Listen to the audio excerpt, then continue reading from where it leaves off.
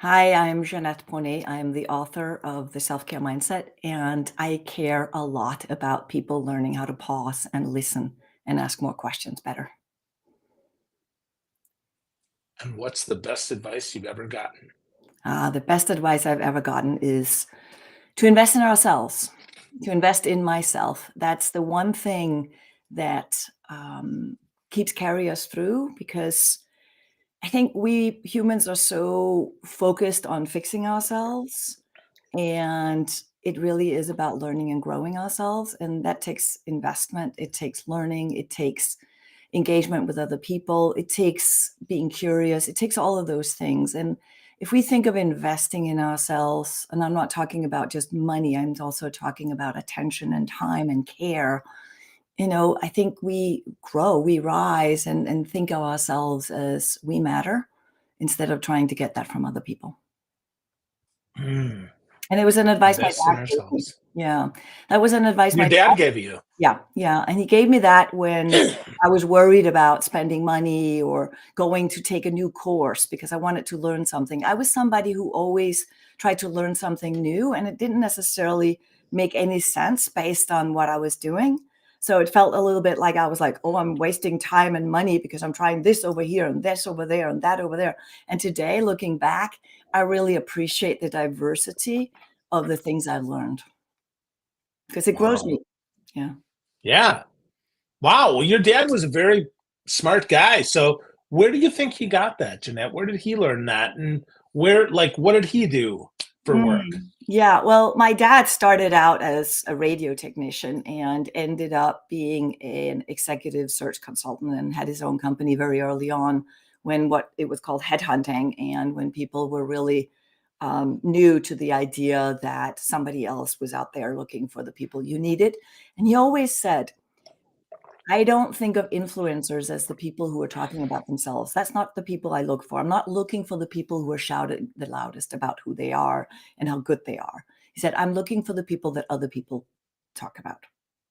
And so I always thought of this idea as influencers is not the people who are louder and talk about themselves, but really about being in the service of others. And that's something he really always taught me was giving, not giving back per se, but just more meaningful. Like that is part of what gives us more meaning in life is the connection we have with other people. Yeah, for sure. I mean that is so important, Yeah. I believe. Yeah.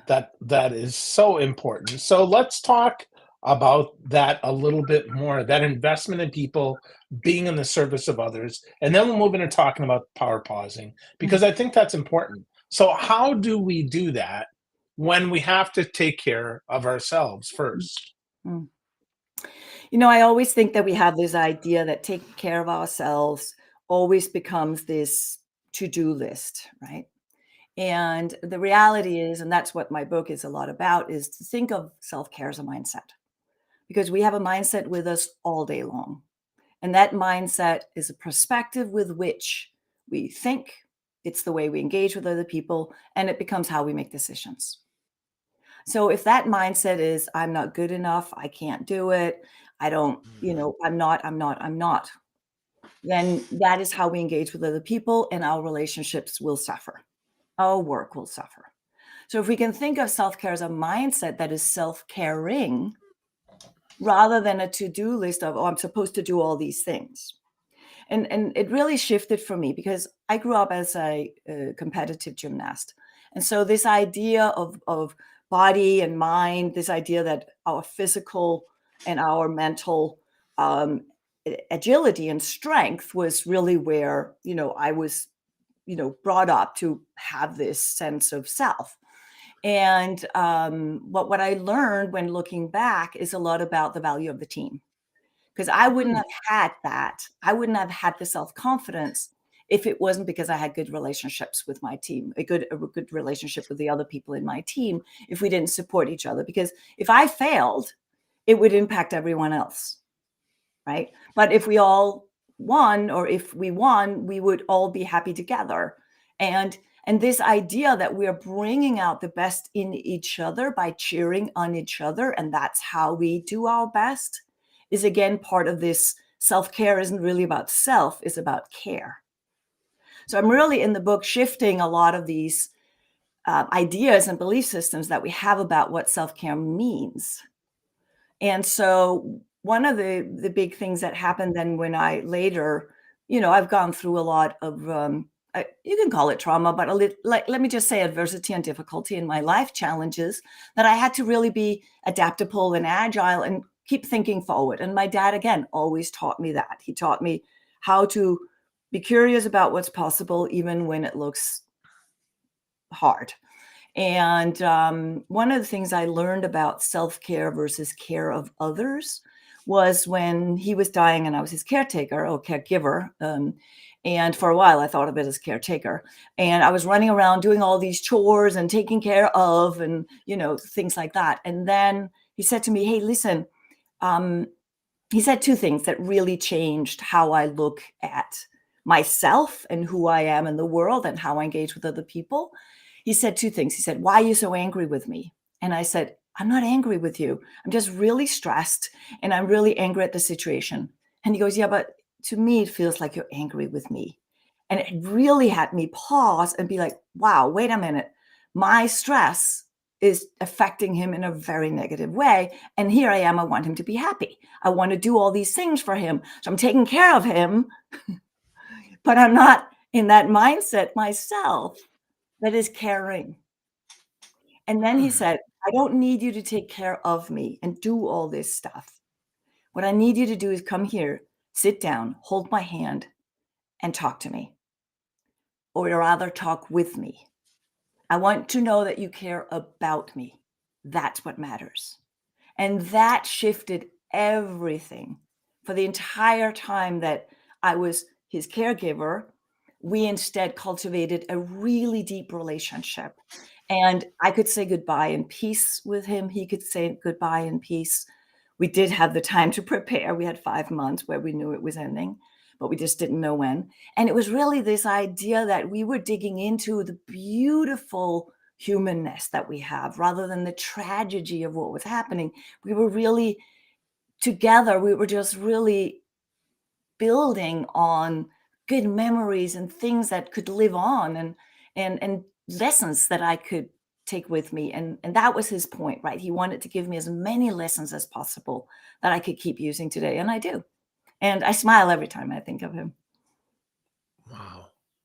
Yeah. That makes me smile. That's powerful. And that shift from caretaking to caregiving that's so profound. Caretaking, doing laundry, cleaning Yeah. windows, Yeah. making dinner, caretaking, caregiving, slowing down, Yeah. being present, Yeah. and saying, okay, I'm with you. I'm giving you my care. My attention. What a gift. Yeah. What a gift. So you mentioned there, that's a beautiful segue into talking about the power of the pause. Mm. The power of pausing that you reference in your book. And your book is masterful, by the way. There's so much there that we could talk about. I mean, really, we could spend 3 hours just going after this. We're going to focus today on the power pause because I think that is the universal truth, if you will, that we all need. But is that also from your dad? Did your dad tell you about the pause, or where did you get this, Jeanette? Yeah, in hindsight, he did. I didn't think of it that time. But in hindsight, he did because he always said, could you slow down a little bit so you can do it right the first time? Ooh, ouch. Ouch. What a nice man. I could get some of that advice. I could slow down. Okay, so tell me. So Yeah. dad gives you this Yeah. gift, if you will. Yeah. Define it for us, Jeanette. What is the power pause? Yeah. So I didn't only learn it from my dad. I learned it because I studied mindfulness and Buddhism for many, many years. I think for 35 years now, I've been a student. And it's really have taught me a lot about our emotional reactivity versus our getting in touch with our emotions and choose how to respond. And that's what the power pause is really about, that gap between being triggered by something and reacting which I think we see all the time when we're under stress, right? That's why I say power pausing is essential for managing how we deal with stress. And so we humans are running on instinct when we're under stress. We do what we've always done. We get stuck in the repetitive habits, patterns, the way of thinking, the way of acting and reacting and engaging with other people, right? And we get stuck in a protective kind of like fear-driven way of being. And so the power pause allows us that small moment, that gap in time to just say, okay, hey, before I respond, how do I choose to respond? How do I choose to engage? How do I choose even to think, right? We can choose how we think. Not if we don't pause, though. It's not like, oh, you choose your thoughts, but you do choose where you put your attention. And that was one thing my dad did teach me, because every time I would come to him with a problem or a fear, and that would actually be the worst advice I ever got was, don't worry about it, it'll be fine. And I still get that advice every single time, like all the time, right? People are like, don't worry about it, it'll be fine. I think that's the worst advice anybody can give, because you're not being heard. And so, for example, and my dad was a very embedded in leadership and how leaders could be more empathetic leaders. And this is already back in the 80s and 90s, when I was listening to my dad speaking to other people as a headhunter. He was extremely interested in what makes people do what people do and what is the patterns. And that power pause can shift our attention from all these things that are not working and what we worry about, and be like, okay, I'm really in the worry trap right now, or what I call the pothole. And that power pause can just be, wait a minute, I can see my mind is like a hamster wheel going about what all the things I'm worrying about. I'm getting stuck. And I did that as a child. I would get stuck in these worry patterns. And I was like, you had to slap me to get me out of it, because I'd just be like, almost like an anxiety. And my dad would, instead of saying, don't worry about it, he would say, okay, tell me more about what you worry about. And now what would you do about it if the worst happened? Okay, now you know what to do about it if the worst happened. There's a good potential that it won't happen, but now you have a plan. So now go try what it is you want to try. And we're talking teenager here. We're talking a little girl. He said, okay, now go try what you want to try and come back and tell me how it went. So he would encourage me to be curious and have courage.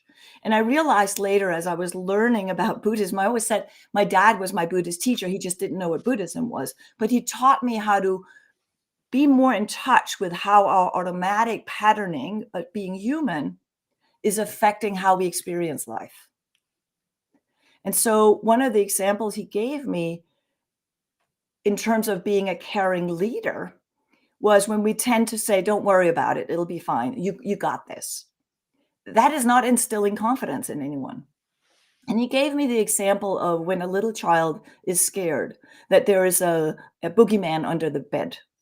If you just say there are no boogeymen in the world, don't worry about it, go to sleep, that child is not going to sleep. Because that trust in a parent is not enough to not believe that there's a boogeyman under the bed if that child is really scared. But crawling down, holding the child's hand and looking under the bed and saying, look, there's no boogeyman. What else do you need so you can feel safe tonight? Oh, I want to leave the light on. Okay, let's leave the light on. And he gave me that simple example in how we as leaders can engage better and therefore actually create trust in the person, not in what happens around us or other people, but in the person itself. And I think of the self-care mindset as building that trust within ourselves. And that comes with that power pause of recognizing what is the thoughts that are spinning?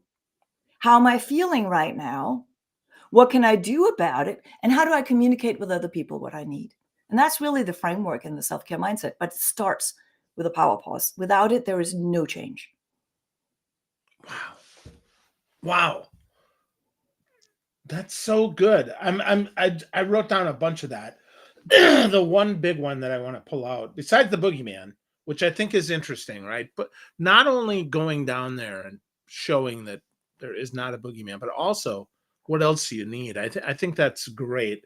And I'm going to definitely try that with my 8-year-old, because he has some fears, of course. Yeah. All 8-year-olds do. Yep. and I have I was been about 7 terrible or at 8 that. at that time too, so, yeah. Yeah. But the whole tell me more. What would you do if the worst happened? So that you have your plan Z, Yeah, and now you can make other plans that might be better than if the worst happened. That's so interesting. yeah, That's so yeah, interesting. yeah. So, okay, so that let's talk about the three types of power pauses, Mhm, yeah, because you talk about that in your book, and I think it's really important because I guess I pause there to think, where do I want to go? What do I want to do? But that's only one of the types of pauses. And that isn't why the pause is so important. It's not just that, but the intentionality, which mm, I think is super cool because my word of the year is intention. And I yeah, want to be more intentional. So let's talk about that, yeah, Jeanette. We yeah, have the pause yeah, first, like the actual boom. I'm going to pause. yeah, Okay. What's the power there? yeah. So I think of the 3 pauses as the 1 minute, 2 minute, 3 minute, or it could be longer, but, and the 1 minute pause is really that physical pause there just for a moment, say, "Okay, let me ground myself. Let me feel my feet on the ground. Let me take a couple of breaths. Let me just reset my system, let calm the nervous system down, and so that I can reclaim my attention and reclaim where I'm going and reclaim agency." You can think of it as the boxer that goes into the ring. If they go for those 9 rounds, but if they don't do that 1 minute power pause every 3 minutes, there's a good chance that they will still be stuck in the back in the round they were just potentially failing. And so the same thing happens when we're going from conversation to conversation or task to task. Our mind is trailing behind or running forward. So to get us into this moment, we can use the body to just pause there for a moment, anchor ourselves, come back. Inhale through the nose, exhale through the mouth. Inhale all the way into the belly. Exhale through the mouth. And already I'm thinking that you're probably feeling much more calm in your system. So such a simple way to calm the nervous system down. And we could do that as we're waiting for a Zoom meeting to start. We can do it while we're in a Zoom meeting. When we see ourselves feeling a little bit like, whoa, we can just calm ourselves down. And it could also just be that moment where we're like, okay, I'm thirsty here. I gotta get a sip of water. I'm dehydrated. It could be the more simple stuff that we need throughout the day to keep our mind fresh. But it also is that moment to just ground ourselves in the nervous system. And then the second pause is to check in a little bit more with how we're feeling. And so a lot of times I think we might feel irritable about something. We're in the middle of a conversation. We notice that we're feeling anxious. We notice that we're feeling, whatever we're feeling. And so the power pause with that is just check in and be like, okay, this is how I'm feeling. We're not fixing that. That's the same as saying, don't worry about it. You'll be fine. Like we tend to push away all that stuff, right? So reclaiming agency over how we feel and redirecting our attention onto how we want to feel is intention. So I always say intention fuels attention. So if our intention is to feel good, feel happy, feel engaged, feel positive, feel curious, feel courageous, feel confident, if that's our intention, but our intention is stuck over there because we're not feeling that way. We can simply ask a small question that says, okay, I'm feeling really anxious right now. What do I need so that I can feel more confident? I'm feeling really sad right now. Okay, what is the sadness about? Hmm. What do I need so I can feel more joy, happiness, engagement? How do I feel more present right now? So if we're asking, what do I need so that I can feel however it is we want to feel, we're shifting our attention because we will answer the question that is being asked. That's how basic it is. Wow. That's how So basic it is. yeah. So to check in on how we're feeling, right? What Yeah. do I need Pause. Yeah. Yep. so that I can? Yeah. And then the What do I third need so that pause I can feel good? Okay, I got you. Okay, sorry, and go then the ahead. third pause and then the third pause is aligning with that, saying, "Okay, what is it that I'm really trying to solve here? How do I really get there? What are the steps I need to take?" And now we're aligning with our mind and our growth mindset or our cognitive behavior that says, "Okay, what are the steps that I need so I can get there?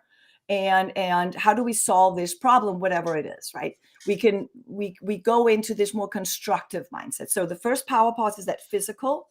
The second is that more emotional, how am I feeling right now?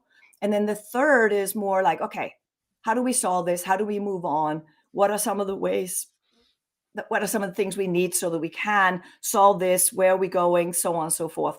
And really get constructive about that because now we've shifted our attention based on the intention of what are we trying to achieve? Because if we're patching potholes all day long, which means we're just fixing worry, then we're solving the wrong problem. What we're doing is we're realigning with what it is we're trying to achieve. We're trying to achieve a cohesive team that works better together. Okay, what do we need so we can do that? Yes, we might look at some of the potholes and the obstacles. We might check in with how we feel so that we can use that as information. But what we really need to want to get to is how do we solve the problem? Not in the old way that we've always solved problems. And that's, I think, is where the danger is right now, is that we're just going back to old habits. We're doing what we know works, and therefore we're stuck in old paradigms of how we work. And instead we can move towards, okay, what if we could solve this in a completely different way? What would it look like? So those are the three power pauses. But I interrupted you there. You had a question about the emotional part. I didn't have a question. I Okay. was just repeating you. So that's beautiful. Um, so with all of that, Yeah. we talked a little bit before we started here about what's coming next Yeah. this year.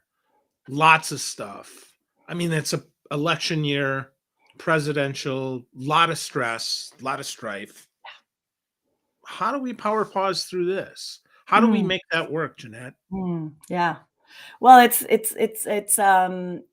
think of uncertainty as the new normal, except it's always been, but we haven't thought of it that way, Hmm. right? But in our environment, we have always been a little spoiled in our modern society, if I can call it that, or a lot of us have, right? Not everybody, of course, because they have lived in uncertainty for forever and not been in charge of their own environment and so on and so forth. So I'm not dismissing that, but I am saying that a lot of us in sort of corporate or sale, like entrepreneurs to some extent can recognize this feeling of uncertainty has always been there as well, and so I grew up in a family that on the outside looked very privileged, and it was because I ended up being safe all the time. But my dad was an entrepreneur and he failed many times and went bankrupt as well and had to rebuild himself. And so I am a person who is in constant fear of me not paying attention to something and therefore failing and ending up in the same way, right? Because we believe that patterns repeat itself, history repeat itself. And so in a lot of ways, I think we get stuck in this belief system, which I myself can end up being stuck in as well. And I think it's important right now that we change the paradigm about how we engage with things that happen around us, especially all the worry and anxiety and uncertainty that's around us. Because we don't know what's around the corner, and we humans don't like that. We like to know what's around the corner. That's why we plan things. That's why we keep doing things. And yet that's the path of our suffering. Yeah. Whereas the path to our freedom is to accept the circumstances for what it is. And again, it sounds like I'm just, you know, brushing over it, but it's actually extremely powerful. It's a small thing and it sounds so simple, but I'm telling you, it's not easy to do. It's not easy to accept the circumstances for what it is. It really isn't, right? But the minute we do, we're free to make new choices. And again, I had learned it through, Buddhism and mindfulness and studying all these books and texts and studying with many teachers about what does it mean to like happiness? What does that mean? And it means acceptance of our suffering, essentially, right? And it means acceptance of what is happening in our lives, which may be suffering. Human suffering is part of our history and journey. And yet, not getting stuck in the story of that, but using it to fuel what we choose to do going forward. And again, I learned that the hard way when I was sitting with my dad and he was dying, and it felt like we could have done so much had we known, right? He was diagnosed too late. My mother died because of a doctor's mistake, suddenly out of nowhere. So, I lost my parents a year apart and both of them to cancer. And it was just, I felt powerless in that moment. But for me to accept that circumstance, I could now reclaim agency over what I would do with the situation I was in now. And that is how I was able to create a completely different relationship to what was happening, and therefore both enjoy, for lack of a better word, and really dive deep into a beautiful relationship building with my dad over that time. And that came from acceptance. And him too. The minute he accepted, because he was struggling against it, he was like, I don't want to die. And the minute he accepted it too, we were both free to do something with the time we had left. And I think that's how a lot of times we think of uncertainty as we have to control it rather than navigate it. And so if uncertainty is the new normal and change is more fast than it ever has been, how do we ride that and be in the flow of that instead of holding on to what we know, which is what causes our suffering and our stress? And how fast can we adapt to something and say, okay, that's no longer the case. What do we need so that we can do this? What do we need? And so it's becoming more in the flow of things. You can think of it as water, right? It'll always find a way in. You'll see the rocks and the this and the that. The water isn't just going to stop there and be like, okay, I'm stuck here. It's going to keep finding ways and crevices, and it'll keep coming in, right? If you've ever Yeah. had a leak in your house, you know that. Wow. Yeah. Well, that's so interesting. There's a Bruce Lee quote that says, "Be like water." Yes. Very simple, right? I mean, very simple, Yeah. but yet very, very hard to do. So help me out here, Jeanette. Help me out, because this is not my gift. I am not good at just acceptance. I want to fight it. I want to, I'm not Zen yet here. So help me out. Help me. How do I get started Yeah. with Well, this? first, let me ask you, if I may, and if you don't want to answer, that's No, go okay. ahead. Why are you stuck in not wanting to accept? What is it about holding on Hmm. that makes you feel stronger? That's a good question. Um, I think if I hold on, maybe it'll change Mhm. because I'm in control. Mm. And if because if it's up to me, I have a chance. If it's up to, you know, the other individual, it's not.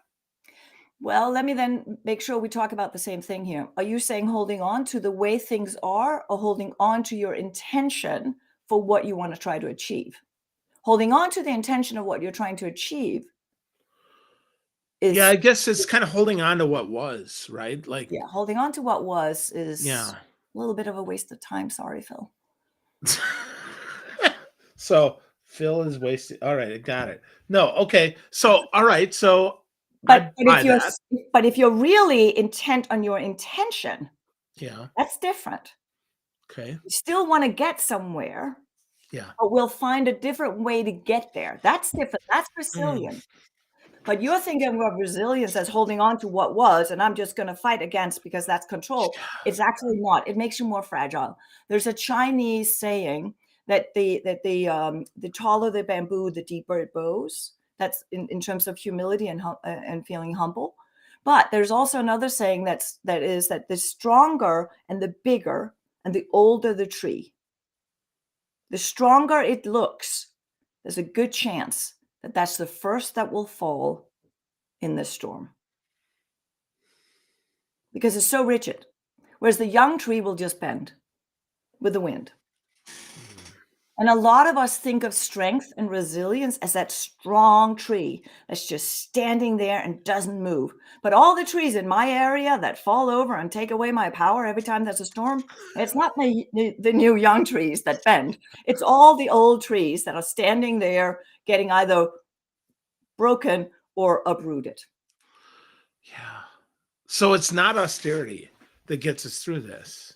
Mm. It's really, it's really flexibility. Yeah, yeah, yeah. And that's how I think of the 3 power pauses as aware for number 1, how I become a little bit more aware. Then I'm working within my emotions so that I'm not stuck in an emotion, so I'm becoming more adaptable. And then I'm choosing what to do about it based on what is, and that is how I become more agile. So the 3 power pauses is always also being more aware, adaptable, and agile. I call that my AAA. Wow. Wow. Aware, adapt, and agile.